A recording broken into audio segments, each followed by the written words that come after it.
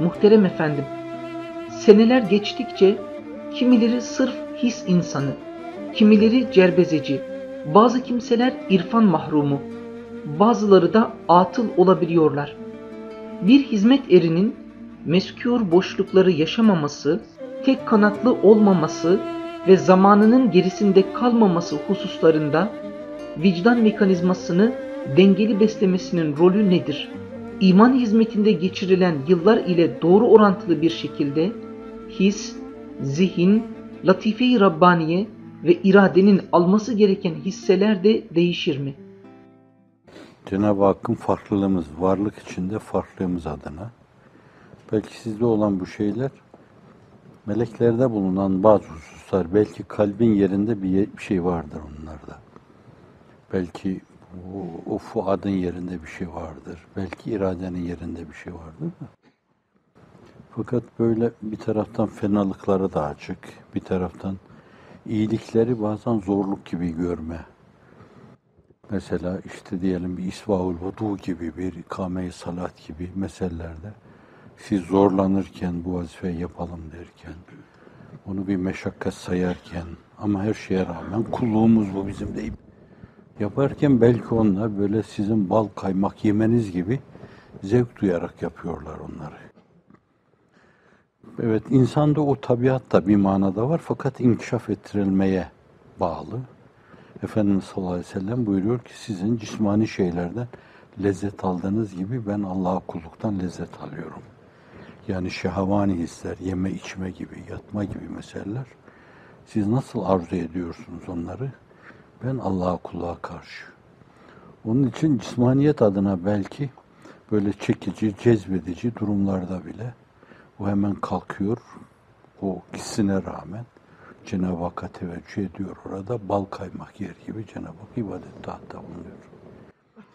Her zaman mı değil mi bilemiyorum da fakat hadis-i şerif öyle ifade ediyor tabii. Her zaman olması veya bazen olması meselesi açık, kapı aralık burada.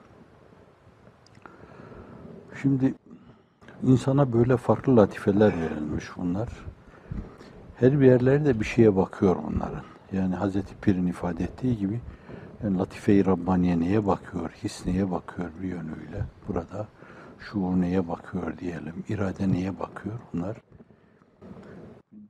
Bir yönüyle mesela imandan meseleye alın da işte öbür tarafta Cenab-ı Hakk'ın esma ve sıfatına bakmaya kadar, ondan ebediyete bakmaya kadar bunların her birerleri adeta birer temaşagah gibi şey oluyor. Oradan bunları temaşa edebilirsiniz. Ama o duyguların inkişaf ettirilmesine vabeste. Yani siz işte o temaşagahı bulunca oradan temaşa edebilirsiniz. Öyle bakarsanız meseleye, onu öyle görmek isterseniz Allah Celle Celaluhu da gösterir size, hissettirir. Evet dedirtir yani. Çok defa Recaizade'nin ifade ettiği gibi yani her kelimeyi kaldırdığında zat-ı uluhiyete ait altından bir mana çıkar. O kitab-ı kebiri kainattan. Ama onları inkişaf ettirmeye bağlı. Bunun için de eskiler, usulü din uleması, kelamcılar, Allah'a karşı vazifemiz Allah'ın bize verdiği her şeyi mahulüke lehinde kullanma derlerdi. Bir şey ne için yaratılmışsa, mesela göz ne için yaratılmışsa bence işte o vazifesi odur bence. Bakması lazım. Bu bizim dünyamıza ait bazı şeyleri görmenin yanı başında gördüğü şeyleri aynı zamanda değerleme de onun değerlendirme de uhrevi hayatı adına, zat-ı uluhiyet adına, vazifelerimiz ve sorumluluklarımız adına ve Cenab-ı Hakk'ın hakkı adına esas onun hakkı bizim vazifemiz adına yine ifade edeceği şeyler vardır. Kulak vermiş bunu dinlemek içindir yani. Hani belli ölçüde, belli frekanslarda bir duyma kabiliyeti olsa bile o duyduğu şeyler yetiyor işte onu. O sem'iyat, onu çok iyi duyması lazım. Yani mesela sadece kulağa gelen şeyleri duyma demek değildir. Aynı zamanda çok iyi duyması lazım onu. Kulakları vardır fakat duymazlar diyor Kur'an-ı Kerim. O esas değerlendirilmesi gerektiği şekilde değerlendirilmiyorsa onlara sağır nazarıyla bakılıyor. Şimdi onu da mahluke lehinde kullanmak lazım. Yani neye açacaksan kulağını ona açmak lazım. Nasıl açacaksan ona göre açmak lazım. Ardına kadar nasıl açık tutacaksan ona göre açık tutmak lazım. Mahkulik aleyhinde kullanmak lazım. Yani ağız bu, inci, mercan gibi kelimeler döktürüyor. Burada çok güzel şeyler, ondan gelen şeyler döktürülebilir. Sahibi şeriattan gelen şeyler döktürülebilir. İnci, mercan gibi döktürülebilir. İnsan ağzını açtığı zaman güzel şeyler konuşabilir. Lauballiklere girmeyebilir. İnsanları bir yönüyle onların hevesatlarını, hissiyatlarını, şehvani duygularını tahrik edecek şeylere girmeden gönülleri bütün maliye tevcih edebilir, yüksek şeylere tevcih edebilir. Yani bunun için yaratılmıştır. Çok önemli. Mahkulik aleyhinde kullanmak lazım. Hatta kokularda bile yani. Mahkulik aleyhinde onu kullanmak lazım. Mesela işte kötü kokuları koklamamak lazım. Diyor ki ervah-ı tayyibe, revayı tayyibeden lezzet alır. Demek ki ervah-ı tayyibe, revayı habiseden rahatsız oluyorlar. Demek ki revayı habiseden bir kısım habis varlıklar lezzet duyuyorlar. Onun için ihtiyaç yerine girilirken de Euzu billahi minel hubsi vel habais deniyor. Çıkarken de elhamdülillahillezî ezhebenil azâ ve afani deniyor yani. Adeta yani orası bizim için bir yönüyle sıkıcı bir yer. Tabiatımıza ters bir yer. Ne var ki yine tabiatımızda bulunan bir şey muhakkaten o işi yapmak için oraya girme mecburiyetinde kalıyoruz. Bunun gibi yani el, ayak, göz, kulak, dil, dudak bunların hepsi belli şeyler için yaratılmış. Bunları mahkulik aleyhinde kullanmak gerektiği gibi aynı zamanda o latife-i Rabbaniye'yi, o hissi, o şuuru, o iradeyi de yine mahkulik aleyhinde kullanma. Bizim esas ulaşmamız gerekli olan şeye ulaşabilmek için çok önemli. Bu da biraz evvelki mülahazalara bağlayarak ele alacak olursak, Frenkçi ifadesiyle rehabiliteye tabi tutmak lazım bunun. Her şeyin bir rehabilitesi vardır. Yani diyelim ki bir uzunuz hafizanallah bir yerinizde işte bir felç gibi bir şey oldu, diye bir uyuşukluk gibi bir şey oldu, bir problem oldu. Fizikçiler işte onun kendilerine göre bir şey yapıyorlar. Şimdi zannediyorum rehabilitasyon merkezleri de var hastanelerde. Herhalde oralarda rehabiliteye tabi tutuluyorsunuz. Yani nasıl o mevzuda böyle işte hani 1, 2, 3 filan alıp gezdiriyorlar, masaj yapıyorlar. Aynı zamanda belki aletlerle, bir kısım aletlerle masajlıyorlar oraları. O uzun gelişmesi, yeniden fonksiyonlarını tam eda eder hale gelmesi mevzunda o mevzuda değişik şeyler var, dallar var.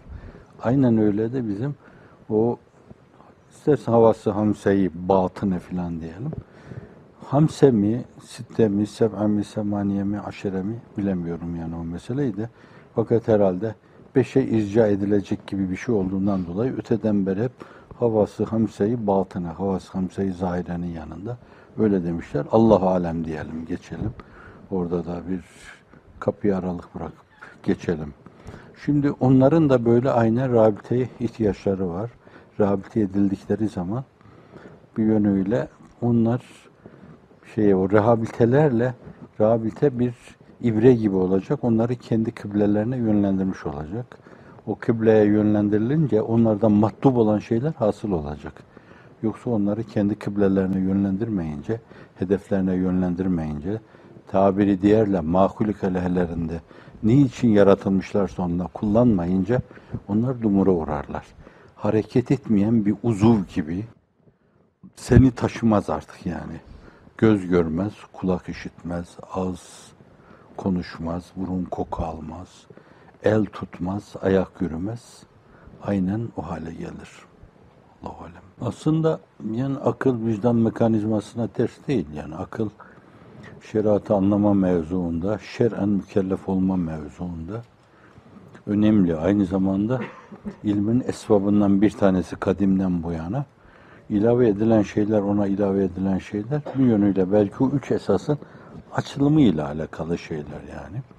Haberi mütevatir gibi, havas selime gibi şeyler. Yani duyuların, duyu uzuvlarının, organlarının sağlam olması gibi şeyler ve bir de akıl ilmin sebebi olarak deniyor. Ama sizde iş şeyler yani akla bağlı, muhakeme diyebilirsiniz, mantık diyebilirsiniz. Mesela yine tecrübe ile yapılabilir diyelim. Orada gözün dehli de vardır belki. Belki bazı şeylerde kulağın dehli de vardır. Alanına giren mesmuatta kulağın dehli de vardır. Aynı zamanda görürsünüz tecrübi şeylerde de esasen pozitif şeylerde de Aklın o mevzuda dehli vardır. Yani önemli bir fonksiyonu var.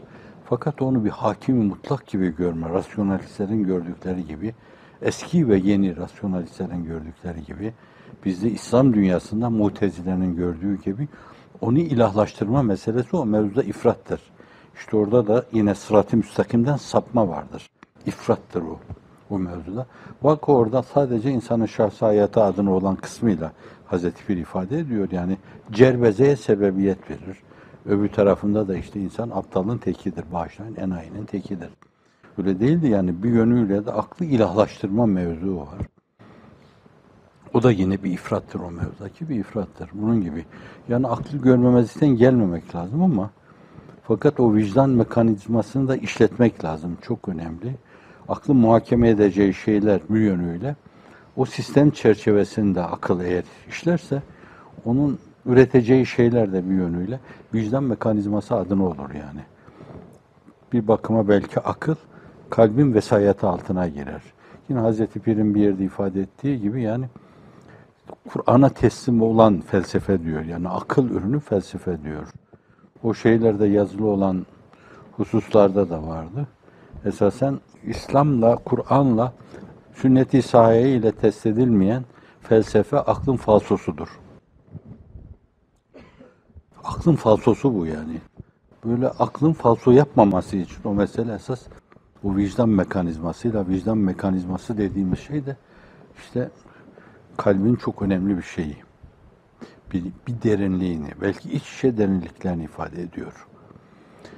Evet, o zaman Allah'ın izni inayetiyle mahluke lehinde onlar. Niçin yaratılmışlar? O istikamette kullanıldığından dolayı insan düşünce hayatında da falso yaşamaz yani. Akılda fonksiyonunu eda etmiş olur. Yani latife-i Rabbaniye neye bakıyor? İnsan hissi neye bakıyor? İnsan şuuru neye bakıyor? İnsan iradesi neye bakıyor? O havası zahiresi neye bakıyor? Havası batınisi neye bakıyor? İşte bunları keşfetmesi, tespit etmesi, değerlendirmesi, onlara göre vaziyet alması o insan için bir hidayet. O hidayetin icmal manası işte Fatiha-i Şerif'te ifade edildiği gibi Allah'ın bizden istediği ve bizim de sürekli tekrar edip durduğumuz ihtine sıratal müstakim. Allah'ım bizi sırat-ı müstakime hidayet eyle. Bir yönüyle icmali manada inanmamız gerekli olan şeylere inanma, yapmamız gerekli olan şeyleri yapma. Bu hidayetin bir yanı. Bundan daha büyük bir hidayet var. O hidayetin devam ve temadisidir. Cenab-ı Hak baştan size öyle bir şey tattırır, sonra elinizden alır ve yollar gider sarpa sarar, hafizan Allah. Başınız dönerse, bakışınız bulanırsa, her şeyi çok farklı görürseniz hafizan Allah, o hidayet elinizden alınmış sayılır. Bilemez insan yani, hiç farkına varmadan sizinle beraber böyle aynı şehrahta yürürken bir de bakarsınız ayrıldı oradan bir patikaya saptı. Ondan sonra da yollar gider sarpa sarar. Aşılmaz şeylere girer insan hafizan Allah. Bu da işte o bir tür hidayetin inkıta demektir yani. Önemli bir hidayet de odur. İhtine sıraten müstakim işaretül icazdaki şeyleri de bağlayabilirsiniz. Yani demek ki bir manada hidayette olanlar, hidayette olmayan, o hidayeti kamil manada, Esma-i Hüsna'nın bütününün böyle ihata ettiği, ifade ettiği çerçevede bir zat-ı uluhiyet mülahazasına ulaşma hidayeti taammedir. Yani meseleye mahrutu olarak bakma. Onlar ne ifade ediyorsa benim zat-ı uluhiyet mülahazam odur. O sıfatı muhita neyi ifade ediyorsa işte onlarla muhat olan zat-ı baht hakkında benim mülahazam odur deme. Bu hidayet tamme demek. Onun devamı bir kadem daha onun üstünde bir şeydir. Hiç sapmadan, yoldan çıkmadan, şirazeden çıkmadan hep hidayetin devamı ve temadisi falan demektir. Onun bir kat üstünde bir şey var. O hidayette derinleşme meseleleri daha derin görme, daha farklı görme. Doyma bilmeme hissi yani o mevzuda. İmanı billah'ta doyma bilmeme, marifetullah'ta doyma bilmeme, bir yönüyle muhabbetullah ve zevk-i ruhaniyle coşma, aşk-ı iştiyakla şahlanma, hep Cenab-ı Hakk'a mülakı olma arzusuyla oturup kalkma. Bunlar da o mevzuda daha derince bir hidayet telakkisidir. Bu açıdan da Allah Celle Celaluhu her gün bize söylettiriyor onu defaatla. Belki herkes kendi konumu açısından o meseleyi seslendirirken biraz da kendi konumuna göre hidayet talebinde bulunuyor. Yani zaten o yolda yürüyen Allah'ım devam ve temadi ihsan eyle. Derinliğe gözünü dikmiş, ibresi derinliği gösteren insanlar Allah'ım daha derince, daha derince. Hakaik esma-i ilahi benim vicdanıma duyur. Seni dosdoğru bilmek istiyorum. Hakaiki sıfat-ı sübhaniyeyi benim vicdanıma duyur. Seni dosdoğru bilmek istiyorum. Zat-ı bahtın o mevzuda tavrım nasıl olması gerekliyse, daha kabil idrak şey karşısında nasıl bir tavır gerekliyse beni ona hidayet eyle filan demek. Ve bunlar kendi işlerinde derece derece, mertebe mertebe, önemine binaen günde biz 40 defa nafilelerle Allah'tan onu istiyoruz. İhtine sıratal müstakim. Sırat-ı müstakime hidayet eyle. Burada kadimden bu yana üzerinde durulan sırat-ı müstakim, ifrat ve tefrit mevzuu var. Sonra itidal mevzu var. Değişik hususlarla, akılla alakalı, kuvve-i şehviyeyle, gariziyeyle alakalı. Ama meseleleri çoğaltabilirsiniz yani. Denebilir ki hırsta bile böyle bir yönüyle, belki tuğle emelde bile, belki tevehhüm ebediyette bile onu boşuna dünyada isteme meselesi o mevzuda bir ifrattır. Onu hiç görmezlikten gelip tabiatındaki bir gerçeği okuyamam ama o da bir tefritidir o meselenin. Bendeki o duygu demek ebedler için verilmiş. Öyleyse o ebedden ve ebedi zattan başka bir şeyle tatmin olmaz mülazası. Yani hepsinde bir sırat-ı müstakim mülazası olabilir mevzuda. Belki 100 tane şey ahlakı aliye İslamiye ile çıkarıp diyebilirsiniz.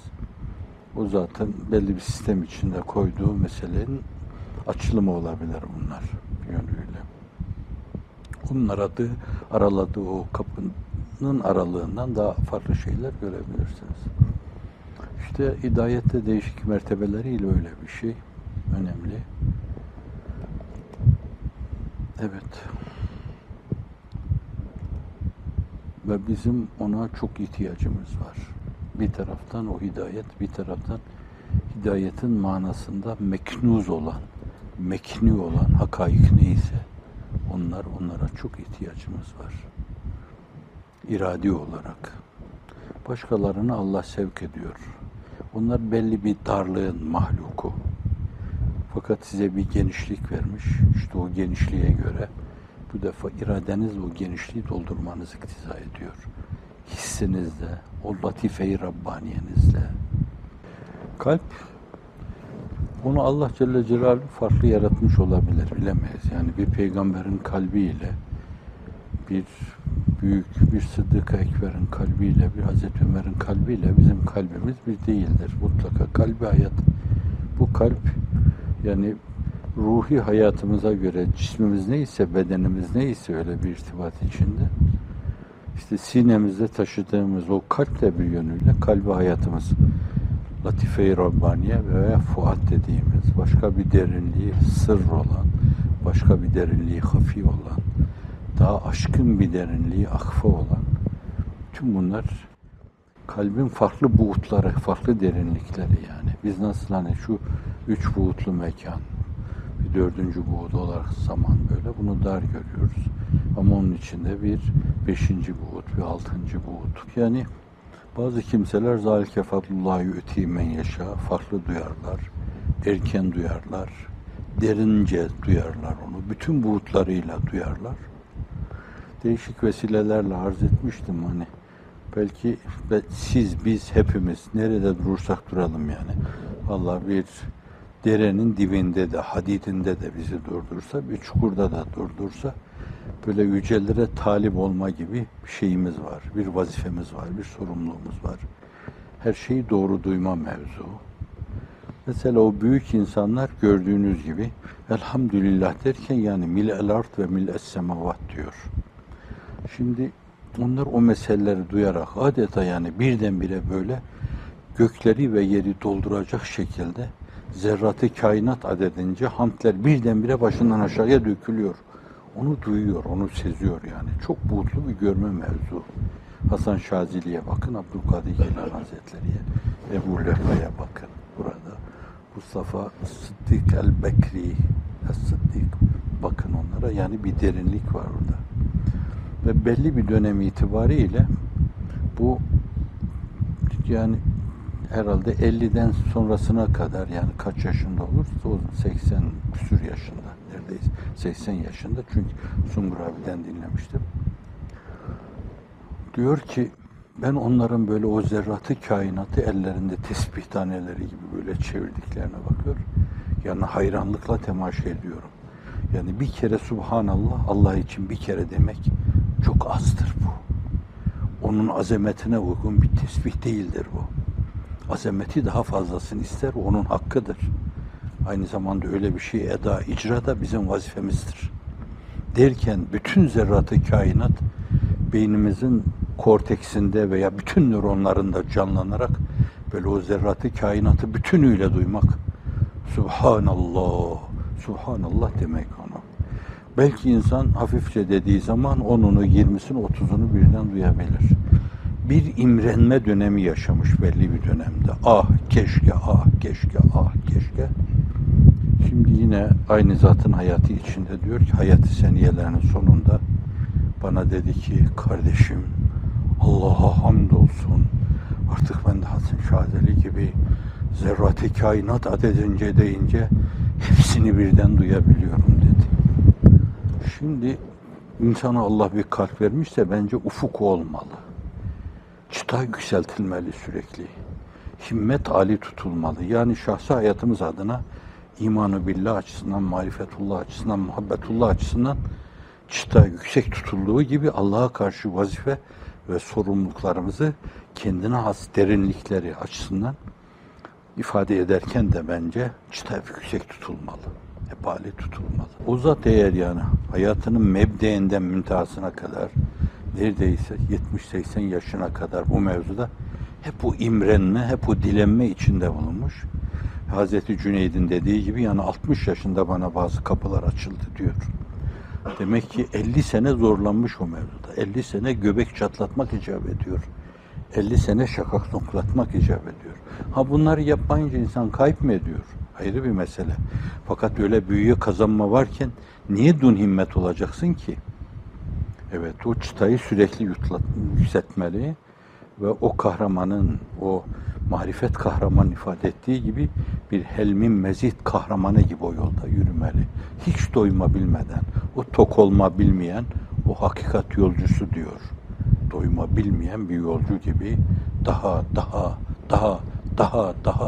demeli ve böyle yürümeli o. Şimdi bazılarının tabiatları müsaittir. Yani o mevzuda hakikaten çok erken dönemde de öyle duyabilir, öyle hissedebilir. Fakat bazıları için de o meseleyi inkişaf ettire, böyle duyabilmek, öyle hissedebilmek için herhalde bir sürü rehabilitasyona ihtiyaç var yani. Etmeden, demeden o mevzuda, müteala ettiği şeyleri o zaviyeden müteala etmeden ve Cenab-ı Hak'la hususi alakasında, irtibatında bir yönüyle o türlü derinliklere talip olmadan ve yaptığı şeyleri az görmeden, ibadeti az görmeden, şükrü az görmeden, hamdi az görmeden o ufka ulaşamaz. Hep o mülahazayla yaşam. Hayır, senin azametin, ululuğun, nimetlerin başımızdan aşkın, bizim yapacağımız şeyde de başımızdan da, dişimizden de, dimağımızdan da aşkın olması lazım. Bunlar senin hakkın, bizim de aksatarak götürdüğümüz vazifelerimiz. Ne yaparsak yapalım. O mevzuda peygamberane bir azim, bir cihet, bir gayret içinde kimse peygamber olamaz. Ayağının tozu bile olamaz. Fakat talip olmalı insan. Allah'ım nasıl biliyordu? Sana karşı vazifesini nasıl yapıyordu? İşte kapı kullarını o işe muvaffak eyle filan demek. Bunda ne bir mahsur var ne de bir hata. Belki kamilane kulluk adına makbul bir şey bu. Dilemeden var ya bir kutsi hadis. Utlubni tecidni ya ibadi Ya utlubuni teciduni, fakat aklımda kalan şey ya abdi utlubni tecidni. Beni talep et, bulursun diyor. Ve yine çok kıymetli bir söz haline gelen hadis gibi men talebe vecedde vecede. Bir şeyin arkasında olur ve kıvam gösterir, ciddiyet gösterir, sergilerse arkasında koşturduğu şeyi bulur Allah'ın izni ilahiyetiyle.